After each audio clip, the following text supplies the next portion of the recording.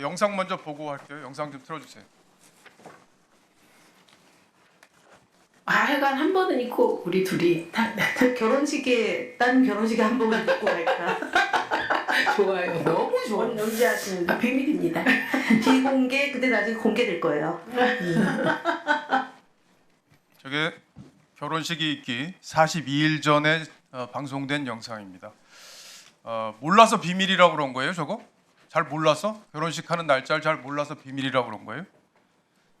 저 PPT 좀 올려주세요.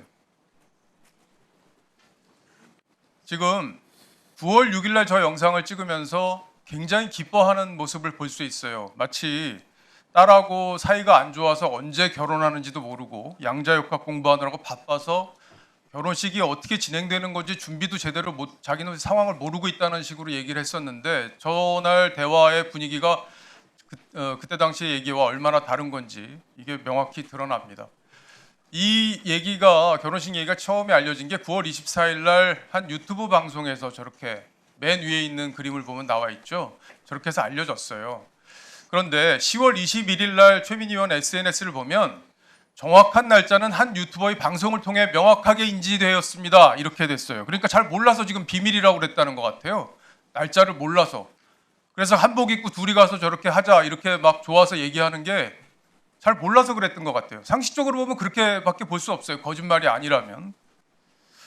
정말 믿기 어려운 그런 거짓말을 하고도 지금 전혀 반성을 안 하고 지금 자리도 비웠어요. 어디 간 거예요, 지금 위원장?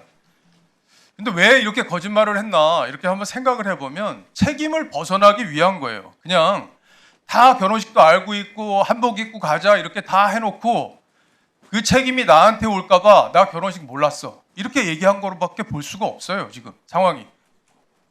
국감기간에 피감기간에 축의금 받았는데 이거 혼날 것 같으니까 저렇게 빠져나가려고 거짓말을 한 게 지금 다 드러났습니다. 이제. 자, 이진숙 증인. 네, 오늘 증인 신분이기 때문에 거짓말 못하는 거 아시죠? 알고 있습니다. 우리 존경하는 김장겸 의원께서 방통위 직원으로부터 이진숙 위원장께서 화환을 좀 내달라 이렇게 보고를 받으셨다는 말씀이 있었어요. 이 얘기 사실입니까?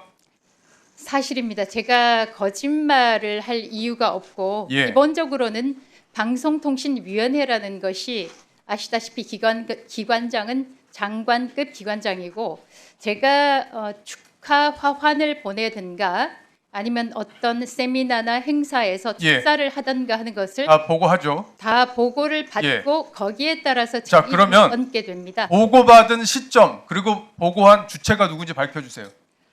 제가 저는 양자역학을 공부를 많이 안 해서 그런지 기억을 잘 정확하게 못 하겠습니다만 저 9월 24일 날 알려진 게 9월 24일이에요. 9월 24일 이전이고 얼마나 이전이에요? 9월 제가 생각하기에 9월 10일에서 15일 사이가 아닐까 그렇게 추정을 하고 있습니다. 보고한 당사자는 누굽니까? 제가 저도 방통위 기관장으로 있었기 때문에 그 직원의 이름을 밝힐 수 이야기한 없다. 것은 적절하지 않다고 생각합니다. 예, 그러면 국장급 정도 됩니까? 우리가 통상적으로 예상을 해본다면 비서실장이 보고했을 가능성이 높은데 어느 정도 직급입니까? 제가 이 자리에서 말씀 못 드리는 오케이, 것을 양해해 주시기 알겠습니다. 바랍니다. 그러면 그 보고를 받을 때 최민희 위원장으로부터 화환 요청이 있었다 이렇게 보고를 받았습니까? 그렇지는 않고 최민희 의원실 보좌관으로부터 연락을 받았다. 그렇게 기억하고 있습니다. 그러니까 최민희 의원실의 보좌관이 방통위 직원한테 연락을 해서 지금 보고를 하고 있다 이렇게 분명히 이해를 했다는 거죠. 제가 이거 거짓말하면 큰일 납니다. 제가 이해하기로는 직접 그 직원이 보좌관으로부터 연락 받았다 그렇게 기억하고 있습니다. 직접 본인이 받은 거를 본인이 보고했다 이런 취지로 들었다는 거죠. 그렇습니다. 지금 최민희 위원장은 지금까지 누구에게도 관련 기관이나 이런 데도 청첩을 한 적이 없다고 분명히 얘기를 했는데 이게 거짓말이라는 게 지금 드러난 거네요. 그러면 제가 김장겸 의원과 전화 통화를 할 때 애시당초는 MBC 보도본부장을 퇴장시켰다고 하길래 이런 일이 있을 수 있나 하면서 제가 통화를 했습니다. 그리고서 이제 이어서 이 사실을 이야기를 한 건데 제가 그래서 어떻게 조치를 했습니까? 그 화환에 대해서 어떤 조치를 했어요? 그래서 아니 최민희 위원장과 저와의 관계를 아는데 그 의원실에서 저한테 화환을 보내달라고 하는 게 저 개인적으로는 좀 어이가 없었습니다.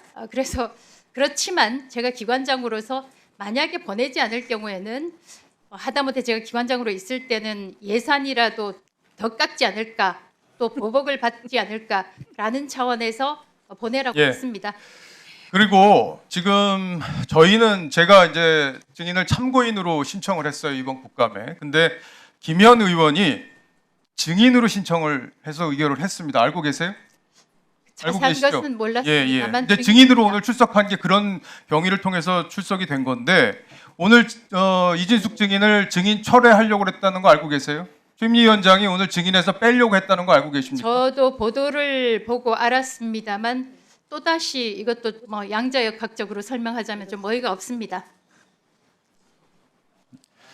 지금 관련 기관한테 결혼 사실을 알리고 축의금을 받고 화환을 받았는지가 중요한 겁니다. 거긴 예산이 들어가고 또 피감 기관의 국감 기관 중에 피감 기관에게 일종의 갑질을 하는 거기 때문에 이 자격이 있는지 여부를 가리는 게 중요한 문제입니다.